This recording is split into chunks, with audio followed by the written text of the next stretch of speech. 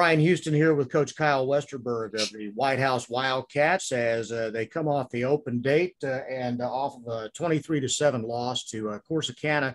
Coach Westerberg, I know you weren't planning on going 0-3 to start, but tell me a little bit about what the open date was like and what you tried to do to get that turned around. You know, it was just kind of coming back to find ourselves as coaches and as team and just kind of put all that to rest. Told the kids it was basically an opportunity to, if you got a chalkboard or a dry erase, I put 0-3 up there and wipe away. It's something that's gone. We don't have to worry about it because those don't count. It's basically practice. And now moving forward, everything's for keeps now. Go back over the Corsicana game and talk a little bit about just your overview of what you thought went wrong in the game. I think it was just simply us executing on both sides of the ball. I think it's we got to play better in certain positions, and we spent this week.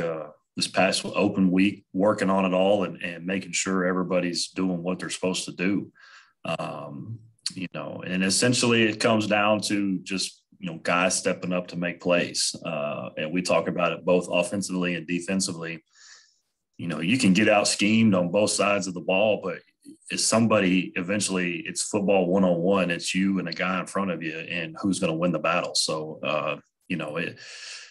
at some point in time, we got to have some guys step up and make some plays. And I felt like we had a couple of guys step in the Corsicana game and made a few big plays to kind of spark a little bit of momentum, but we just didn't do a good job feeding off of it from both sides. What did you see that was positive about the game?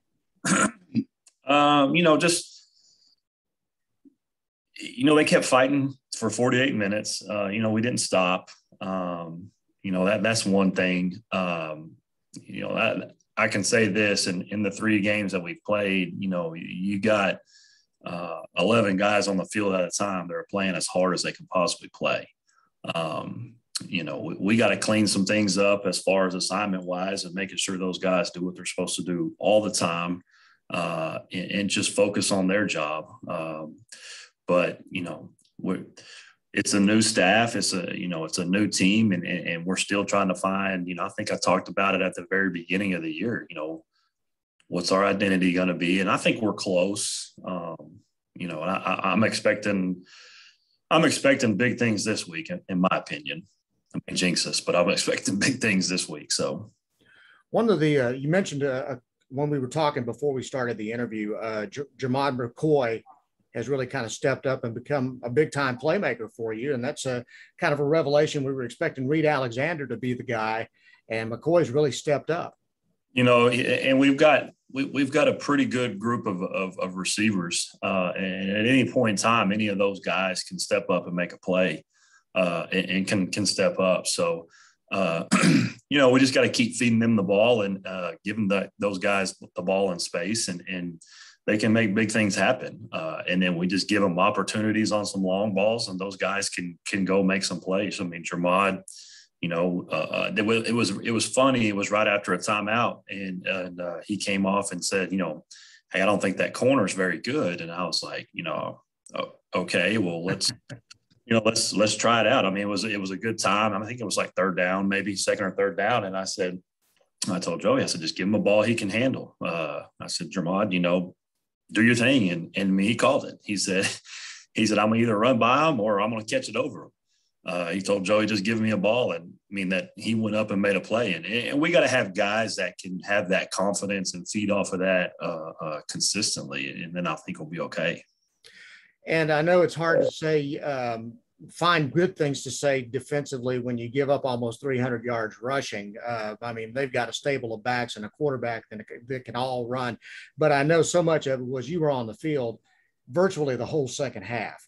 We've got to do a better job from an offensive standpoint, sustaining drives or, if it's a big play, we got to capitalize, we got to be able to make that big play happen.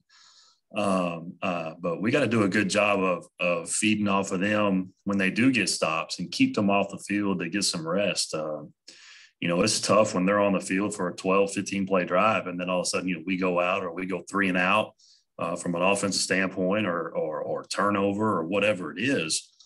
And then those guys are right back out there. Corsicana, they were, they didn't have a flashy passing game.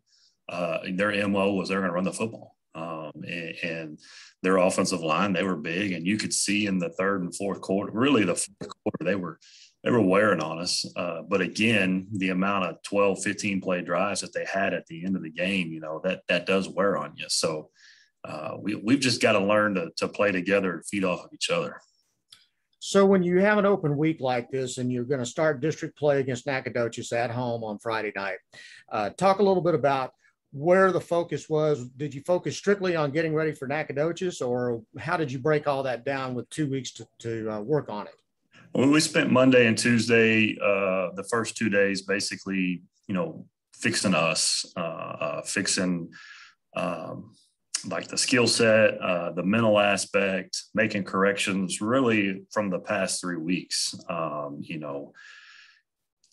fixing things offensively, making sure we're making right reads from the quarterback position, from an offensive line play, making sure, it's just as simple as taking the right step, working to the right guy, from a receiver standpoint, making sure we stay physical and do a good job blocking out there, defensively, tackling, just fundamental football is what we worked on Monday and Tuesday. And then Wednesday and Thursday, we started pretty much prepping for Nacogdoches this week. So we were able to get an install, through the week. We had some video on them, obviously. And so as coaching staff, we were able to watch some video and start making a game plan and fixing, installing that stuff Wednesday and Thursday. So that way yesterday, when it's all, we finalized everything Sunday as a staff, and then yesterday it was really the full start of it. But the kids got an introduction to it Wednesday and Thursday. So you've seen Nacogdoches on tape. They're 0-3, losses to Lufkin and Tyler. And so what do you think of them? They're in the same boat we are. Same thing, put all those to rest, and it's 0-0, 0-0 in district right here. And obviously, just like week one, you always want to start the first game on the win column. But I think, this one right here is start who's going to get their first district win. And that's the big momentum going into that deal. So both teams are looking for, number one, their first win, number two, the first district win. How do you keep yourself, your staff, your kids from panicking when you get off to a start like this? It's just keep preaching to them. You try not to talk to them a whole bunch, but I try to spend 5 to 10 minutes at the end of every practice, just talking to them. The one thing I'm kind of talking to them this week about is belief. And I'm going to give the prime example of 2017, the Super Bowl, New England Patriots and Atlanta Falcons, 28-3. I read an article last night. It was a great article, but it was 28-3 in the third quarter in the Super Bowl. And then again, those guys just believed. Next thing you know, defensively, they're getting some stops. Offensively, they're scoring, and then it just goes. And then by the end of it, the Patriots end up winning that deal. And they don't panic. They know, like, okay, we believe we can come back and win. So that's kind of what I'm preaching to them this week. And then I've put them through a couple of situations. Yesterday we did the one offense versus the two defense. And I told the 1-0, I said, you're going to fumble at the first play purposely. All right. So he fumbled it, but I wanted to see how we respond, because kind of our MO is, like I was saying, earlier, kind of when something bad happens, we don't necessarily just fully shut down, but it's kind of that here we go again feeling. Mm-hmm. When that stuff happens to you 3 weeks in a row, these are 15, 16, 17-year-old kids that, something bad happens, they're, and it goes with their mental toughness.